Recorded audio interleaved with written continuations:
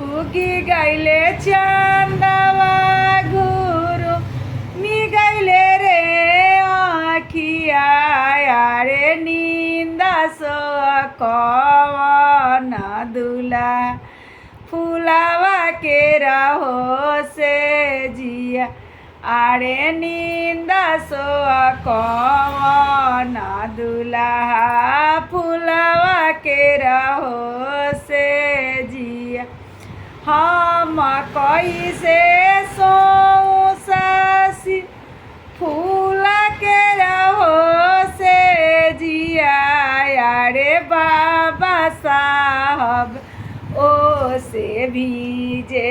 चारों पहर रतिया अरे चाचा साहेब वो से भीजे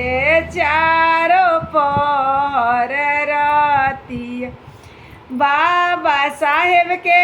देवइन दूल्हा सोने मुठी रे छातावा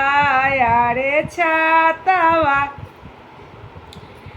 लगाई बाबा लगई है बड़ियातिया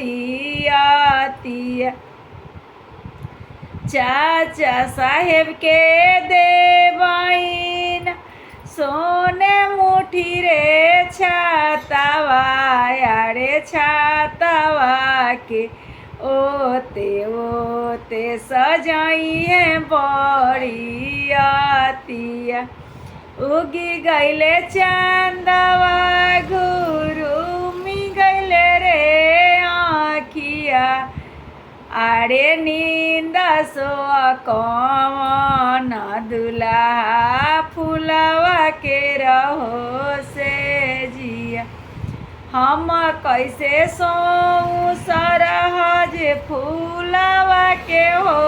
से जिया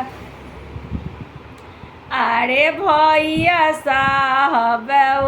से भीजे चारों पहर रतिया भैया साहेब के देवइन बारावा अरे सोने मुठी रे छातावा रे छातावा लगाई भैया सजाइए बड़ियातिया रे छातावा लगाई भैया सजाइए बड़ियातिया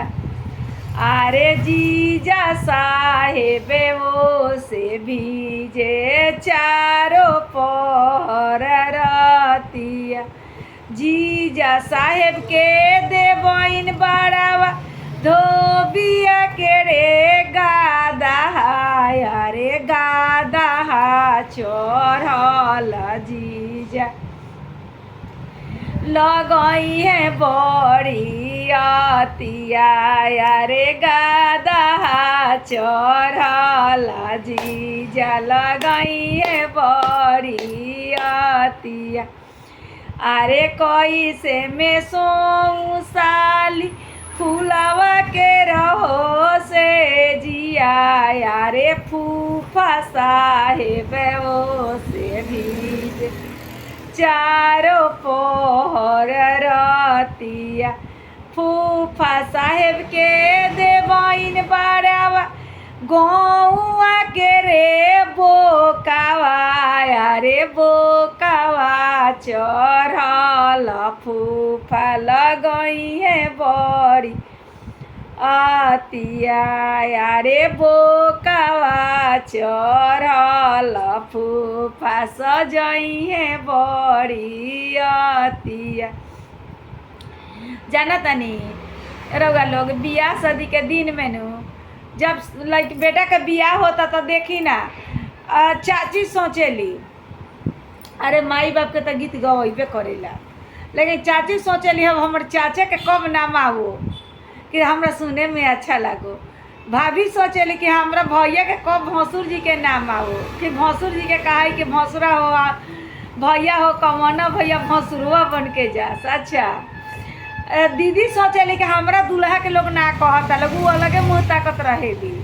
अब फुआ वो लगे लगता है सब लोग के जब नाम धरा था गद गद गद गद फुआ लोग दल के लागल लोग बहिन लोग आती बा हमारी गीत अच्छा लागे रहुआ सबन के बेटा के शादी हो के गीत ह सहाना ई ढोलक पर और नीमन लागेला लेकिन एक दो आदमी में नु अच्छा ढोलक ढालक बाजी अभी तो हम अकेला बानी न तो ढोलक किनाइल बाटे लेकिन बाजावन ही ना रउआ लोग के गा के सुनावत तनी रउआ लोग ढोलक पर बड़ा नीमन गीत लागी रउआ लोग सुनब अगर हमार गीत अच्छा लागी एगो कमेंट में कभी तो ना कहनी है कही तो हम इंतजारिए में हम रह गल बानी नहीं तो हम कितना वीडियो डाल चुकल बानी लेकिन ई इंतजारी में रह गल बानी कि तनी रउआ लोग कभी कमेंट करती देख के कि हाँ रउ गीत नीमन बा कि ना ई तो हम बाकी विश्वास एगो बहुत भारी चीज़ बा कभी ना कभी कमेंट आ सकता कि हाँ अच्छा लागल है अच्छा लगी तो लोग कमेंट कर हाँ वीडियो के प्यार दी लोग आ एगो ब्लॉग हम डाले बानी पूरा परिवार के हम अपन रउआ लोग तनी देखी काल के डालल गइल बा अच्छा बा कि ना।